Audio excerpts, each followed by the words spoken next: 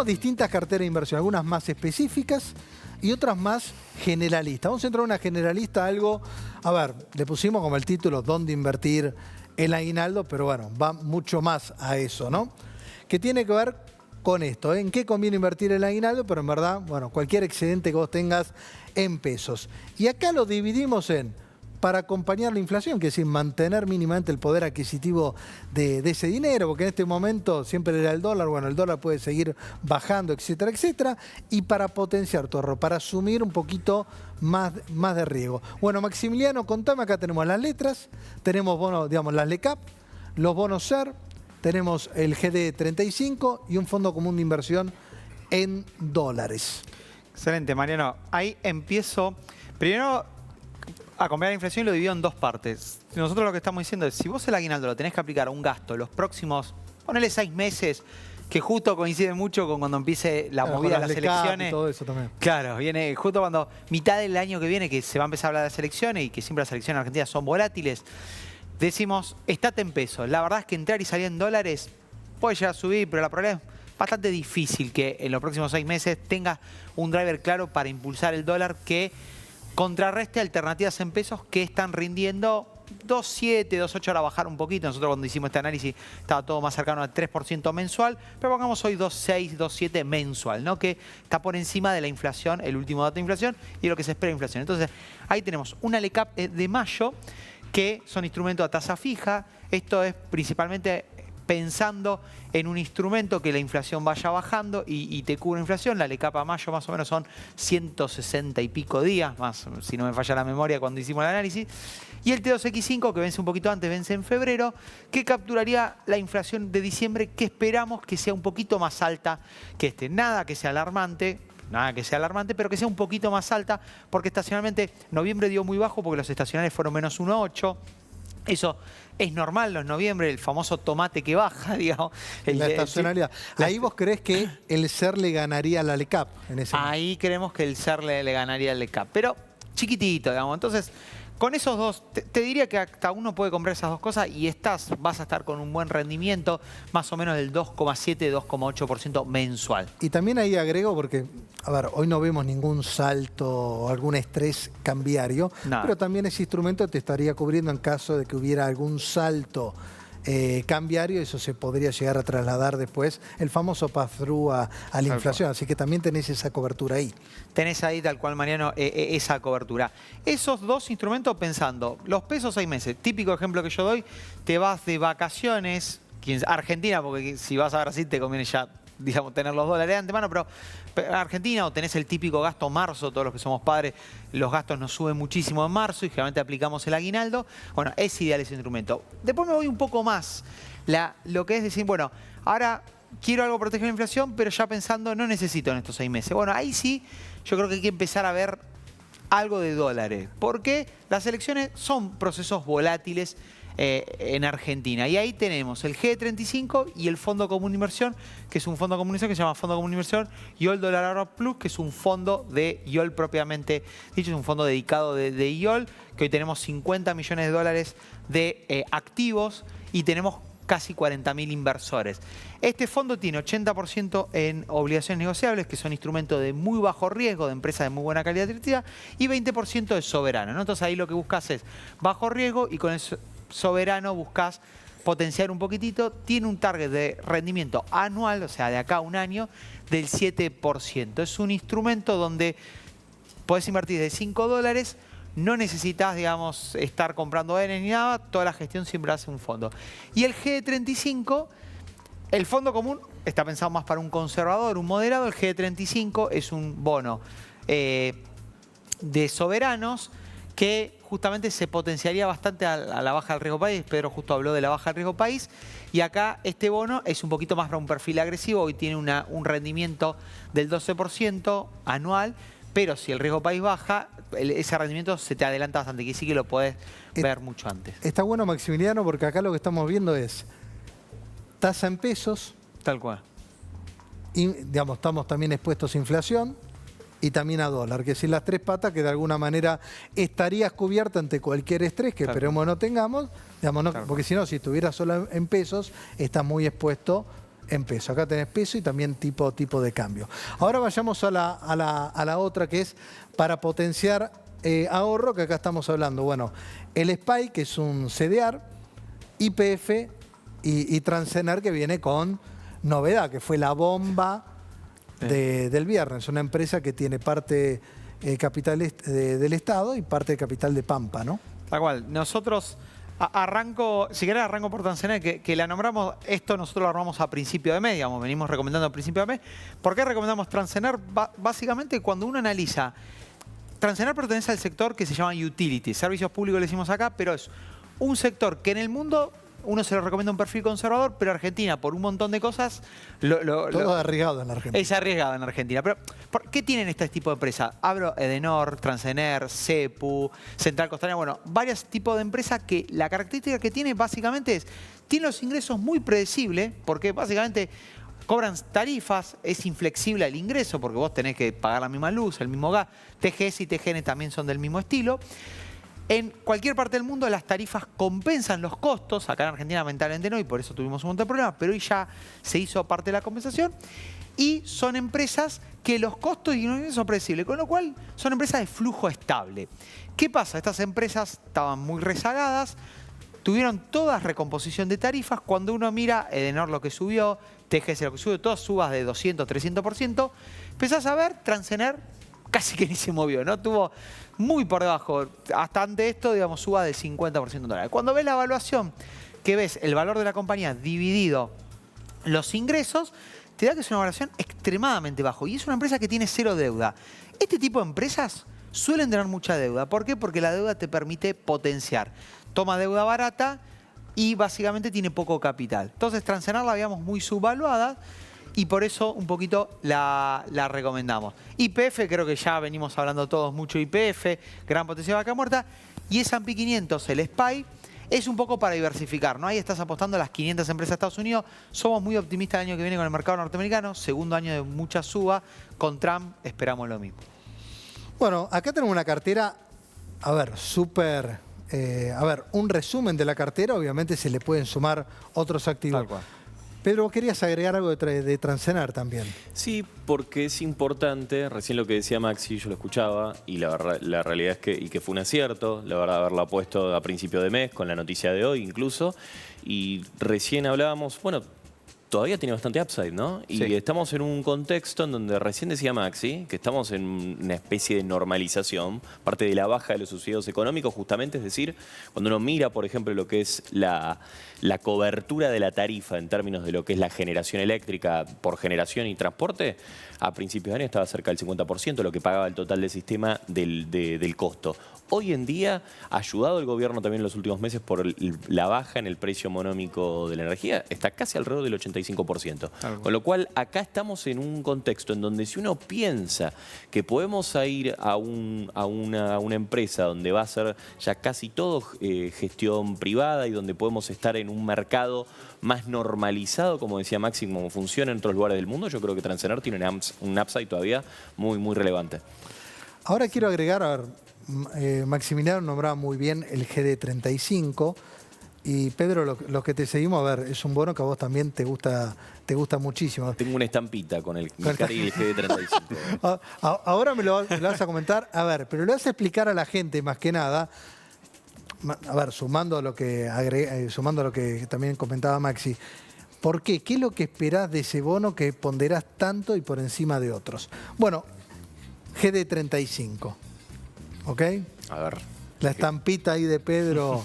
El GD35... Desde el momento cero, cuando nadie lo nombraba, lo estabas nombrando. Porque era la forma de jugar de manera constructiva a la Argentina, ¿no?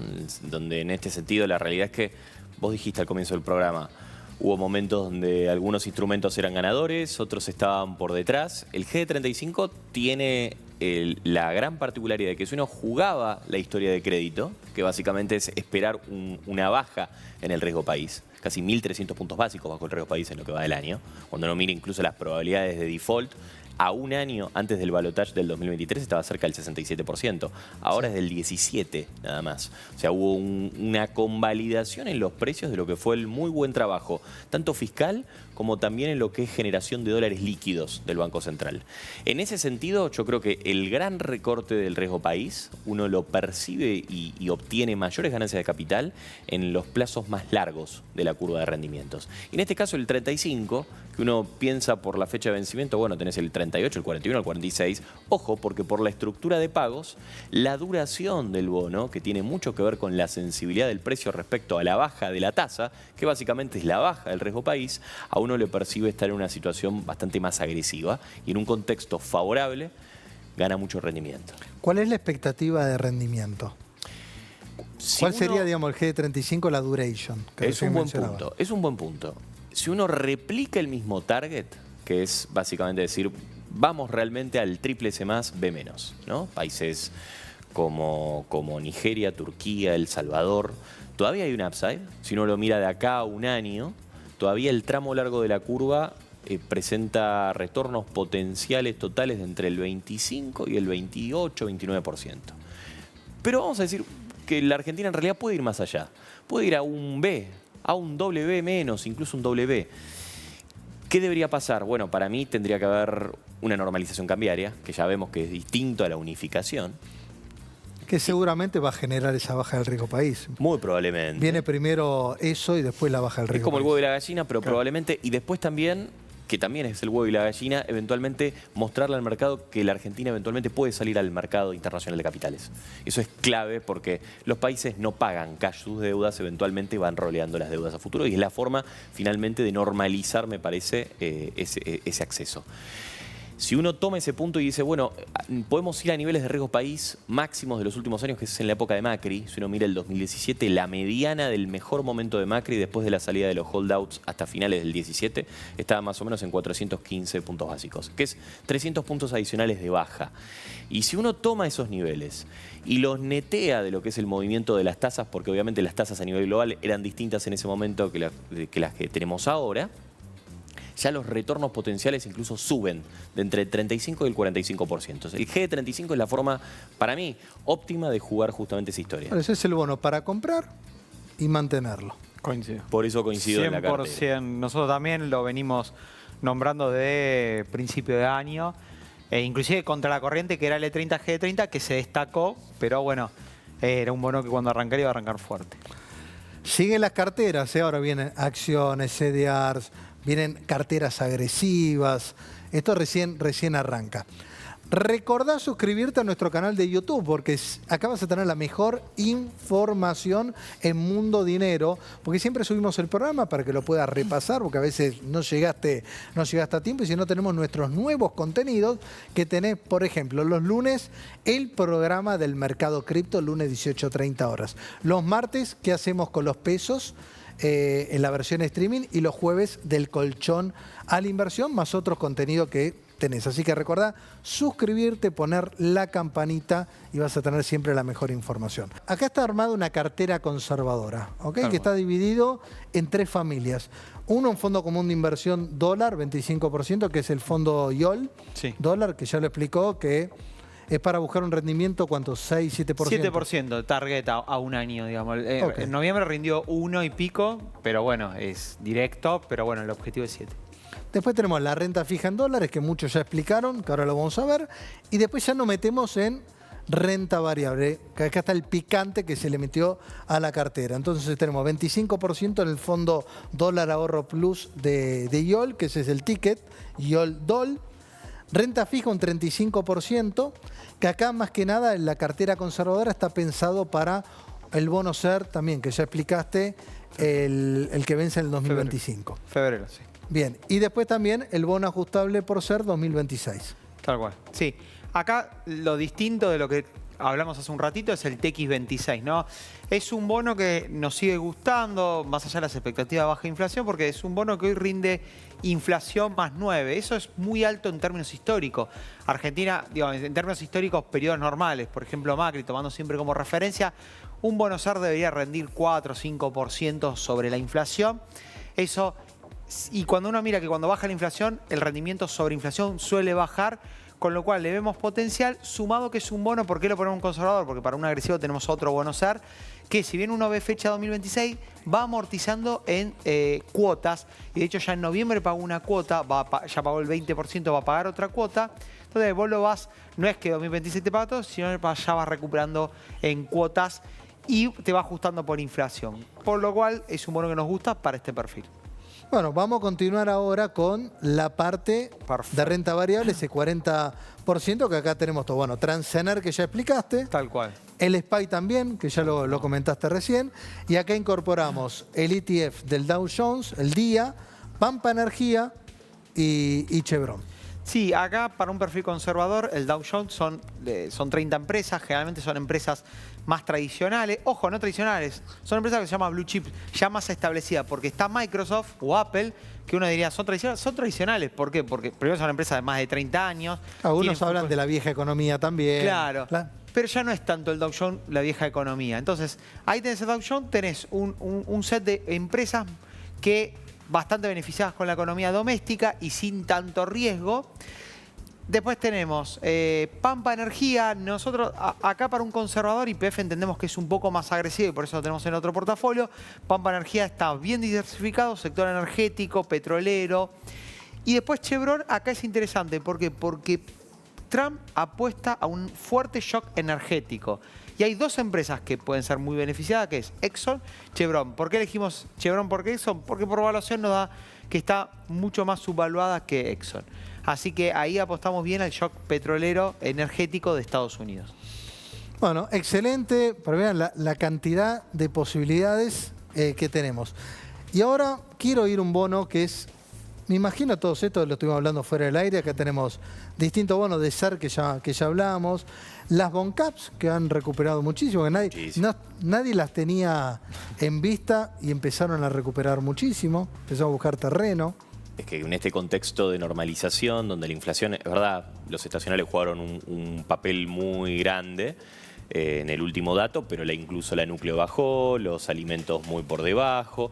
La realidad es que para nosotros el Banco Central eventualmente podría volver a bajar las tasas incluso más temprano que tarde, y en ese sentido a nosotros nos gusta estirar duration en lo que es la curva de tasa fija. Y por eso la mejor forma de hacerlo es con los bond caps, incluso si uno va a febrero, es la alternativa más atractiva. Y después tenemos el PBA 25, también que el mercado lo está ponderando muchísimo. Sí, porque es verdad que el Banco Central bajó la tasa, pero dado que el mercado todavía le pone un premio a los créditos de la provincia de Buenos Aires, que en el caso de pesos, la verdad que si uno mira el programa de pesos, la provincia de Buenos Aires no tuvo ningún problema ni roleando la deuda en pesos por el esquema de letras, e incluso está parado arriba la tesorería de la provincia de Buenos Aires en una cantidad de pesos impresionante, dado que la situación fiscal incluso fue mejor a la esperada. Ahora vamos a las provincias, porque también, bueno, al principio siempre hablamos de los soberanos, no todas las provincias es lo mismo, y tenés también acá para captar. Es como que la provincia de Buenos Aires, que había duda que iba a pasar con el gobierno si no le mandaba la parte de la coparticipación, que esto que lo otro, es como que nadie estaba mirando los bonos de la provincia de Buenos Aires. Coincido. Y empezaron ahora, a ver, la provincia viene pagando perfectamente. Y no solamente viene pagando perfectamente, es muy atractivo, porque la realidad es que hoy en día los resultados fiscales al tercer trimestre, la verdad que muestran apenas un déficit recién en el tercer trimestre primario. La realidad es que es mucho mejor a lo que se esperaba. Kicillof no es santo de mi devoción, pero la realidad es que incluso en términos fiscales no pudo hacer cualquier cosa. El presupuesto para el año que viene, acá hay que tener en cuenta que es el riesgo, ¿no? Obviamente en un año electoral no se sabe qué va a hacer la provincia exactamente, pero la realidad es que la gran ventaja que tienen ahora es que no tienen grandes vencimientos por cómo es la estructura de este nuevo bono. O sea, no hay grandes obstáculos, son pagos muy pequeños en el tiempo, y la realidad es que por la cantidad de depósitos que tiene la provincia de Buenos Aires, el ratio de cobertura cash pagos del 2025 es 2,6 veces. Y estamos hablando de un bono que está en una yield to maturity de alrededor de 370 puntos básicos por arriba de lo que es la curva soberana. Vamos a abrir un poquito de las carteras. Ahora voy a preguntarte el tema de los CDR, pero quiero primero como tirarlo, ya lo vamos a ir a desarrollar. A ver, emergentes, Argentina se ha destacado. Hubo otros países que no se han destacado este año, que fue China, por ejemplo México y Brasil, que lo hemos hablado muchísimo en el programa. ¿Cómo creen quién va a ser el mercado que se va a destacar en el 2025? Va a seguir siendo, descartamos acá Argentina, ¿no? Pero ¿cuál es el próximo mercado que ustedes ven en el 2025? Y en breve lo desarrollamos. Claramente Argentina va a seguir siendo parte de la película, ¿no? Va a seguir siendo el bueno de la película. Pero me parece que la gran historia emergente en el 2025, y en términos de volumen, acá estamos hablando de volúmenes muy grandes, una economía mucho más grande, para mí es sin duda Brasil. ¿Coincidís, Maxi? Coincido, pero sí cuidado con el timing, ¿no? Porque apurarte puede ser muy alto el costo de oportunidad en el contexto que Argentina viene muy favorable y va a estar favorable, y que Estados Unidos también va favorable. Entonces vos decís, porque acá siempre los pesos son los mismos, entonces decís, ¿de dónde salgo? Digamos? Salir de Estados Unidos con buenas perspectivas, buen crecimiento, baja de tasa, difícil. Salir de Argentina, entonces yo creo que eso. Las perlitas acá, Brasil. Acá, ¿cuáles son las recomendaciones de Brasil que dicen, vamos por acá?